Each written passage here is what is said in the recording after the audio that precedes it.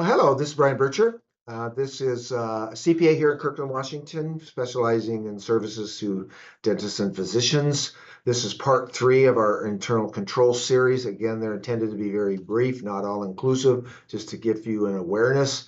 Part one was vulnerabilities. Part two was analyzing and doing a self check about your vulnerabilities. This part is talking about policies that you can have in place that will help with some of the vulnerabilities and possibly make things more efficient.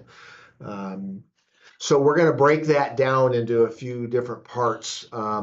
First is the cash disbursement system, so check writing, electronic payments of bills and so forth. Second is cash receipt system, then the production system adjustments, a personnel system, and then concluding general procedures / recommendations. For the sake of your time, I'm going to go through this fairly quickly. Um, Cash disbursement systems, only the owner should be authorized to sign checks. Others should not. Cash checks made out to you. Believe it or not, that does happen. Payables should be paid about 2 times a month and consistently. You don't want to be a situation to where you're paying bills or authorizing payments on a daily basis, because then you can get out of your groove, and that's where people can have you pay something that's a false payment. Do not keep blank signed checks at your practice. That's for people that maybe not working full time and they have associates in there. It's got to be careful. Invoices should accompany all payment requests, and you should look at the invoices. Verify emails before you initiate any payments or transfers. As everybody probably knows, a lot of scams out there, so verify emails. Ideally, one person handles the cash deposits and other prepares bank reconciliations. We know that's nearly impossible for a lot of small dental medical practices, but having some of the systems and cross checks in place is helpful. Paid invoices should be stamped and filed, as paid chronologically.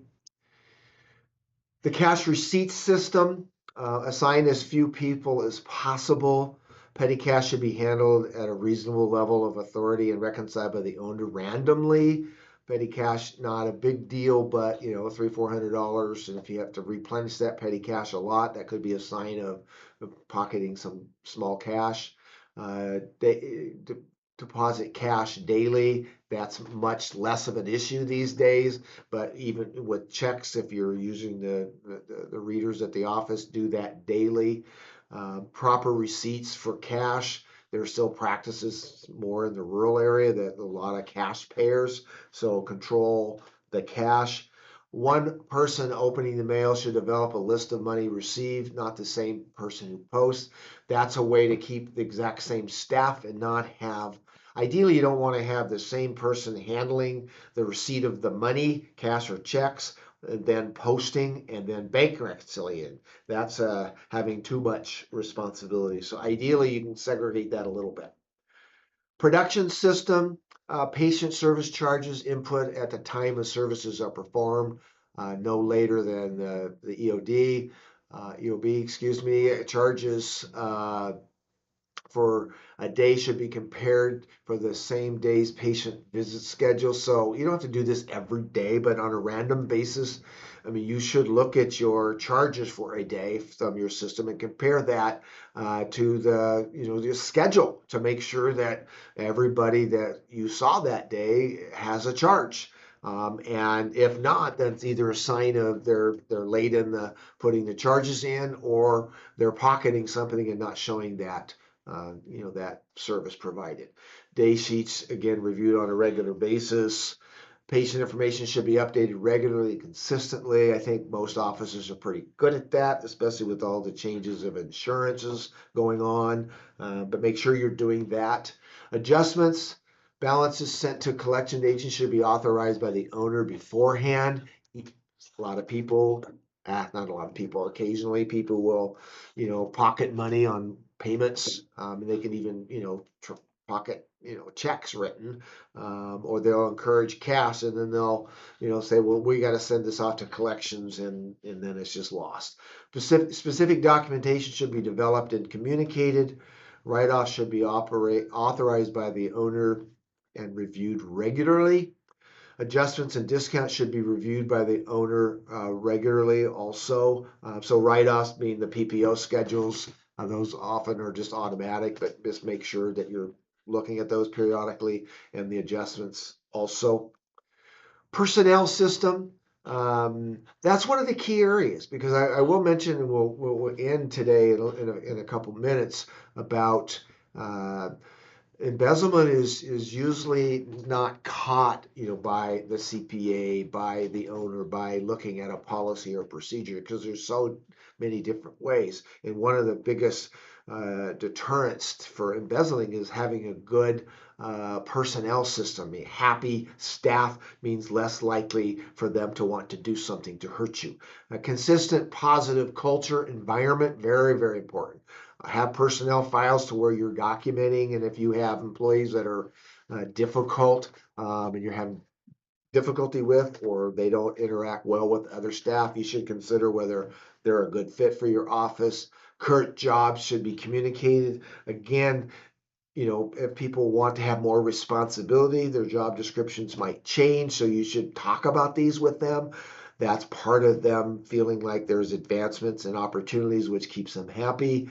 Conduct regular formal employee performance evaluations, very important, so that they know that you care and they have opportunity to improve. Update employee benefits policy regularly. State overtime laws should be understood and followed. Less of an issue in dental practices who often work less than 40 hours a week. But if your offices are working more than 40 hours a week, then often if you're paying them hourly or salary, that might not be appropriate. Employees handling cash should be bonded. Again, that's just checking with your insurance, business insurance, to see if that's an appropriate rider. Concluding general procedures / recommendations.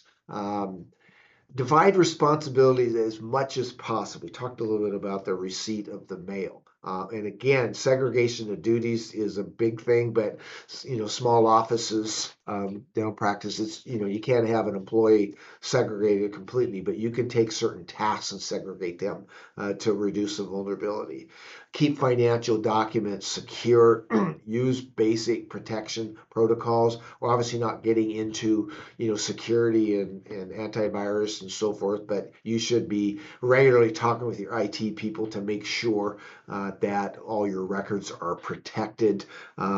Communicate with your bank, see how things are going, make sure that there's not any procedures there that are inappropriate.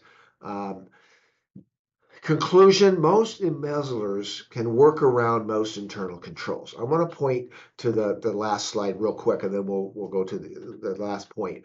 At a recent study by some malpractitioners and carriers out there who see embezzlement claims, 34.2% of embezzlers are caught by tips from other employees.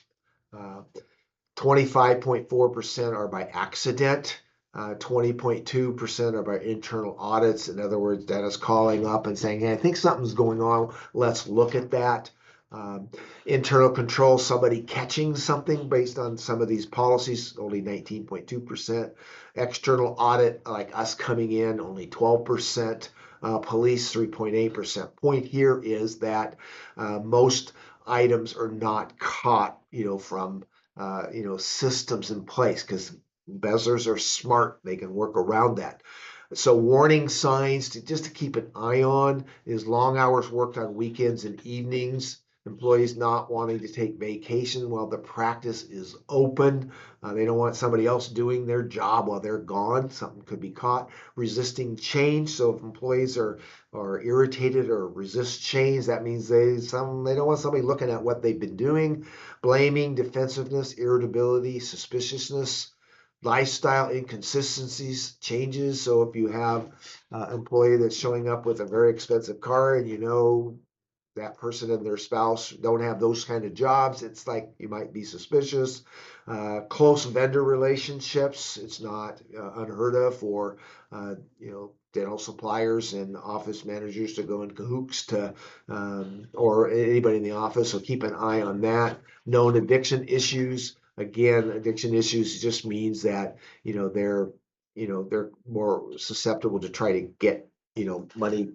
Um, so again, keep an eye on the warning signs. A happy staff is the biggest, area for controlling or, mitigating internal controls. A happy staff really, really critical. So thank you for listening to the three-part series on internal controls. Again, just giving you some ideas for you to think about. Being involved in your practice is one of the most critical parts. If the staff feels you're involved, then they're less likely to do something. And if they're happy, they're even less likely to do something. So thank you for listening. Have a great day. Thank you.